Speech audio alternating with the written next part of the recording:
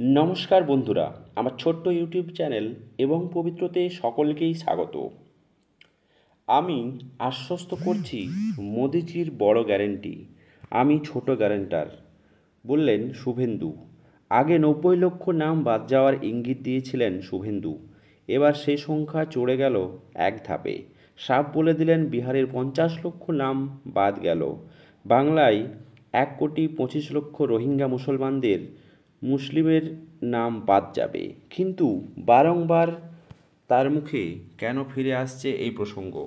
ওয়াকিবহাল মহল বলছে বিহারের পর বাংলাতেও জমি মাপছে নির্বাচন কমিশন।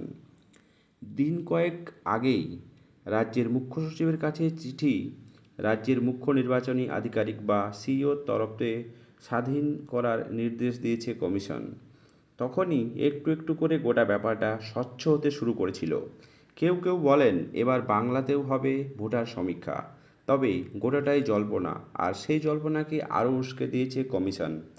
বিহারে যখন ভোটার সমীক্ষার কাজ শেষ, খসড়া তালিকা তৈরির পালা, সেই আবহেই বাংলা কর্মীদের ট্রেনিং দেওয়ার ব্যবস্থা করল রাজ্যের মুখ্য নির্বাচনী আধিকারিক দপ্তর।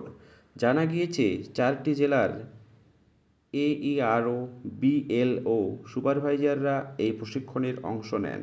সেখানে বিশেষ ও নিবিড় সমীক্ষা নিয়েও আধিকারিকদের ট্রেনিং দেওয়া হবে বলে আগেই জানিয়ে দেন রাজ্যের মুখ্য নির্বাচনী আধিকারিক মনোজ কুমার আগরওয়াল। কমিশনের পদক্ষেপ ভোটার ইস্যুতে পায়ে বল গেরুয়া শিবিরের। উস্কে উঠল বাংলাতেও ভোটার সমীক্ষা হওয়ার কথা।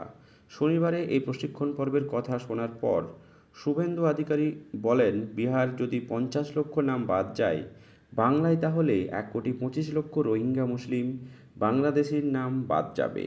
তার সংযোজন, তবে সব ভারতীয় মুসলিম ও বাংলাদেশি থেকে ধর্মীয় কারণে আসা হিন্দুদের আমি আশ্বস্ত করছি, একটা কারোর কোনো অসুবিধা হলে উপরে মোদিজির গ্যারেন্টি, এই রাজ্যের বিরোধী দলনেতার ছোট্ট গ্যারেন্টি, 15ই আগস্টের পর রাস্তায় নামব, রোহিঙ্গা মুক্ত বাংলা চাই। ওয়াকিবহাল মহল বলছে বাংলাদেশি মুসলিম অনুপ্রবেশ নিয়ে ক্ষোভ বজায় থাকলেও শ্রমিক ব্যাটন ধরার পর থেকেই দেশের সংখ্যালঘুর প্রতি শুভেন্দুর গলায় সুর হয়েছে লঘু। অন্যদিকে তৃণমূলের নেতা কুণাল ঘোষ বলেন, কারা রোহিঙ্গা বাংলাদেশি, ওরা কি বাংলায় কথা বলে না? এইভাবে বিভ্রান্ত করার কোনো মানে হয় না। মায়ানমার থেকে এসে কেউ ঢুকলে শাহের BSF কি আঙুল চুষছিল? শুভেন্দুর সেই দিক থেকে আঙুল তুলুক। বাংলার 2 জন ঢুকলে বিজেপি শাসিত রাজ্যের প্রায় 200 জন মানুষ ঢুকে যাচ্ছে। দর্শক, শুভেন্দু অধিকারীর এই যে মন্তব্য, তিনি একটা বড় গ্যারেন্টার, সেটা সত্যিকারের কি বাংলার রাজনীতিতে তার প্রভাব পড়বে বা তার প্রভাব রয়েছে? অবশ্যই আপনাদের মূল্যবান মন্তব্য কমেন্ট বক্সে কমেন্ট করে জানাবেন। চ্যানেলে নতুন হলে সাবস্ক্রাইব করে পাশে থাকবেন।